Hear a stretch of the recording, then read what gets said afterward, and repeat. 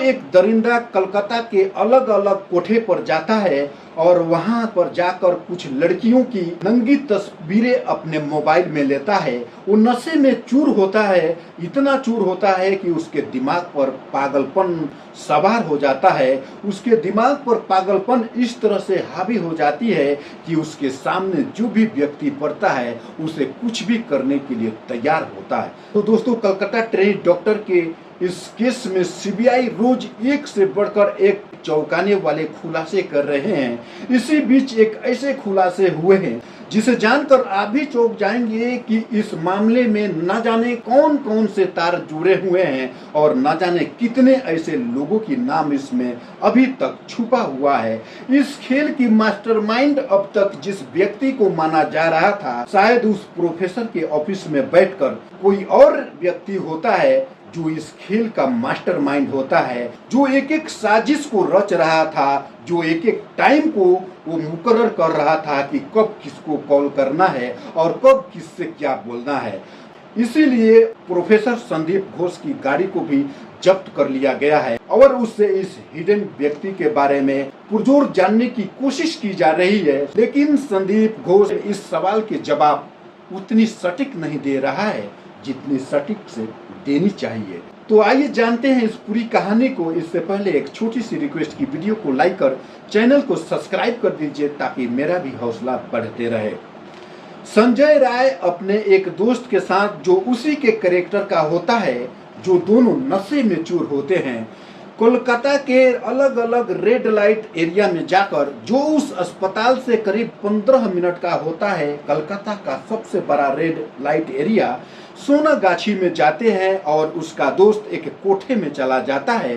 संजय राय वहीं पर खड़ा होकर आते जाते महिलाओं से लेकर लड़कियों के साथ छेड़खानी करता है और उसका दोस्त कोठे पर जाकर मौज मस्ती करने लगता है। जब उन दोनों की मकसद पूरी होती है, वो एक और कोठे पर चला जाता है, एक और रेड लाइट एरिया में चले जाते हैं, जिस रेड लाइट एरिया का नाम चेतला होता है। चेतला के इस कोठे में उसका दोस्त अंदर होता है और संजय राय रोड पे खड़े होकर आते जाते महिलाओं के साथ छेड़खानी करता है, उसके साथ दोस्ती करने की कोशिश करता है और फाइनली एक महिला से दोस्ती करके उसकी न्यूड फोटो अपने मोबाइल में मंगा लेता है। और जब इन दोनों दोस्तों की हौस पूरी हो जाती है, संजय राय सीधे अपने दोस्त को उसके घर ले जाकर छोड़ देता है और ये फिर पागल दरिंदा, जिसके दिमाग पर शैतान इस तरह से सवार होता है, वो अगले शिकार के लिए तुरंत उस अस्पताल में पहुंच जाता है जहां पे इस ट्रेनी डॉक्टर की हत्या का साजिश रचा गया होता है। दोस्तों, उस रात संजय राय जब उस ट्रेनी डॉक्टर के साथ हैवानियत पूरा कर जब लौटा, उसके हाथ खून से सने थे। लेकिन अफसोस कि उस अस्पताल में इतने सारे व्यक्ति होने के बावजूद भी क्या किसी का भी नजर इस व्यक्ति के ऊपर नहीं पड़ा कि ये खून, जो हाथ खून से सने है, वो किधर जाकर साफ कर रहा है। इसी पॉइंट को सीबीआई पकड़ के उसके साथ पुरजोर पूछताछ की जा रही है। इस पॉइंट को अच्छी तरह से नहीं बताने की वजह से उसकी मुश्किलें बढ़ती जा रही है। सुबह जब 6 बजता है, एक महिला सेमिनार हॉल में जाती है जहां पर इस डॉक्टर की लाश को देखती है। तुरंत वहां पे सभी लोग जमा हो जाते हैं, डॉक्टरों से लेकर पूरे स्टाफ वहां पर जमा हो जाते हैं। खबर सुबह 7 बजे उस अस्पताल के प्रोफेसर संदीप घोष को दी जाती है। लेकिन संदीप घोष इसकी खबर पुलिस को न देख करके 8 बजे वहां आते हैं और 8 बजे आकर 1 घंटा अपने 2 दोस्तों के साथ राय मशवरा करते हैं, वहां के जायजा लेते हैं। जब 9 बज जाता है, इसकी शिकायत पुलिस को दी जाती है और जब वहां पुलिस आती है, ये संदीप घोष और अपने कुछ साथी के साथ अपने दफ्तर में चले जाते हैं और उसी दफ्तर में बैठे एक व्यक्ति ऐसा होता है जो पूरे खेल की साजिश रच रहा था और सबको, जो इस खेल की कब किसको क्या बोलना है, कब बोलना है, क्या क्या बोलना है, सब वही व्यक्ति हैंडल कर रहा था और अभी तक सीबीआई उस व्यक्ति तक नहीं पहुंची है। सीबीआई उस व्यक्ति तक पहुंचने के लिए पूरी कोशिश में लगी हुई है। संदीप घोष से पूरे 60 घंटे पूछताछ करने के बाद भी अभी तक उस व्यक्ति के बारे में अभी कुछ भी पता नहीं चला है। जब उस व्यक्ति के बारे में पता चल जाए, ये केस बिल्कुल साफ सुथरा हो जाएगा।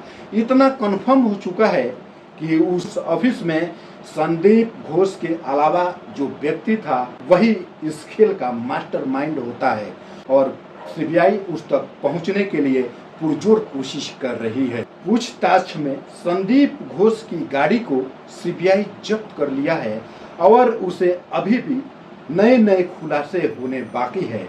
तो दोस्तों, इस तरह से संदीप घोष अपने उस चतुर दोस्त के साथ मिलकर इस खेल की पूरी साजिश रचा होता है।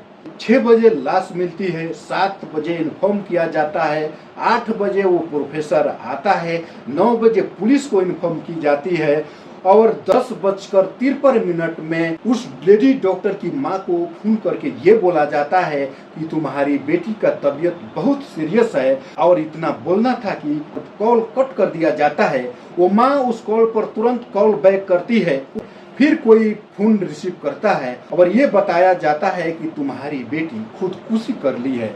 इतना सुनना था कि उसकी मां करीब 12 बजे वहां पहुंच जाती है, लेकिन बावजूद इसके पूरे 3 घंटे तक उसकी मां को वहां पर इंतजार कराया जाता है। उसी के बेटी से उसे मिलने नहीं दिया जाता है। दोस्तों, बिना एफआईआर का उस लड़की की 8:30 में उसका अंतिम संस्कार कर दिया जाता है और एफआईआर पूरे 11:45 में होता है। तो सीबीआई यही सवाल उठाया है कि बिना एफआईआर का उस लेडी डॉक्टर की अंतिम संस्कार क्यों कर दिया गया, किससे पूछकर किया गया, क्यों नहीं पहले एफआईआर किया गया। और इस तरह से पूरा 17 घंटा 30 मिनट के बाद एफआईआर दर्ज की जाती है। इसी पॉइंट को पकड़कर सीबीआई संदीप घोष से पुरजोर पूछताछ कर रही है। इस सवाल का जवाब हॉस्पिटल का प्रोफेसर संदीप घोष नहीं दे पा रहे हैं, जिसके चलते इनकी मुश्किलें बढ़ती जा रही है। ये मुश्किलों के दलदल में फंसे जा रहे हैं। और वहीं पे संजय राय का एक बेहद करीबी दोस्त, जो पेशे से एएसआई असिस्टेंट सब इंस्पेक्टर, जो उसी अस्पताल में तैनात होता है, उस इंस्पेक्टर से इस संजय राय का इतनी गहरी दोस्ती होता है कि वो इंस्पेक्टर अपनी बैरक भी इसको यूज करने के लिए दे देता है। और इसी शक के आधार पर सीबीआई अनूप दत्ता को भी समन भेज देती है और ये अनूप दत्ता सीबीआई ऑफिस जाने पर मजबूर हो जाते हैं। वो इसी में अपनी भलाई सोचते हैं कि कहीं सीबीआई हमें उठा न ले, इससे पहले मैं सीबीआई ऑफिस जाकर सरेंडर कर दूं। वो सीबीआई ऑफिस पहुंचने ही वाले थे कि रास्ते में कुछ मीडिया कर्मी उसे घेर लेते हैं, उसे तरह तरह के सवाल पूछने ही वाले होते हैं कि वहां पे वो बड़ी तेजी के साथ दौड़ते हुए सीबीआई ऑफिस के कुछ पुलिस गार्डों को धक्का देते हुए सीबीआई ऑफिस में एंटर कर जाते हैं, जहां पे थोड़ी उन्हें राहत की सांस मिलती है।